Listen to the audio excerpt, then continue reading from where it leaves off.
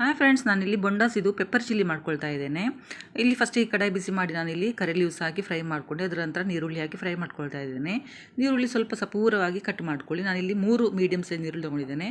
ಒಂದು 3/4 kg ಬೊಂಡಾಸ್ ತೊಗೊಂಡು, ಬೊಂಡಾಸ್ ಅಂತ ಹೇಳಿದರೆ ಸ್ಕ್ವಿಡ್ ಅಂತ ಹೇಳ್ತಾರಲ್ಲ, ಅದನ್ನು ಕ್ಲೀನಾಗಿ ತೊಳೆದು ನಾನು ಬೇಯಿಸಿಟ್ಕೊಂಡಿದ್ದೇನೆ.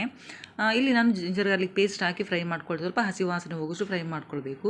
ಅದರ ಜೊತೆಯಲ್ಲಿ ನಾವಿಲ್ಲಿ ಕ್ಯಾಪ್ಸಿಕಮ್ ಸಹ ಆ್ಯಡ್ ಮಾಡಲಿಕ್ಕೆ ಉಂಟು. ಕ್ಯಾಪ್ಸಿಕಮ್ ಸಹ ಇಲ್ಲಿ ಕಟ್ ಮಾಡಿ ಇಟ್ಕೊಳ್ತಾ ಇದ್ದೇನೆ. ನೀರುಳ್ಳಿ ಮತ್ತು ಶುಂಠಿ ಬೆಳ್ಳುಳ್ಳಿ ಪೇಸ್ಟ್ ಇಲ್ಲಿ ಫ್ರೈ ಆದ ನಂತರ ಅದಕ್ಕೆ ಗ್ರೀನ್ ಚಿಲ್ಲಿ ಹಾಕ್ಕೊಳ್ತೇನೆ. ಗ್ರೀನ್ ಚಿಲ್ಲಿ ಹಾಕಿದ ನಂತರ ಕ್ಯಾಪ್ಸಿಕಮ್ ಸಹ ಹಾಕಿ ನಾನಿಲ್ಲಿ ಫ್ರೈ ಮಾಡ್ಕೊಳ್ತಾ ಇದ್ದೇನೆ.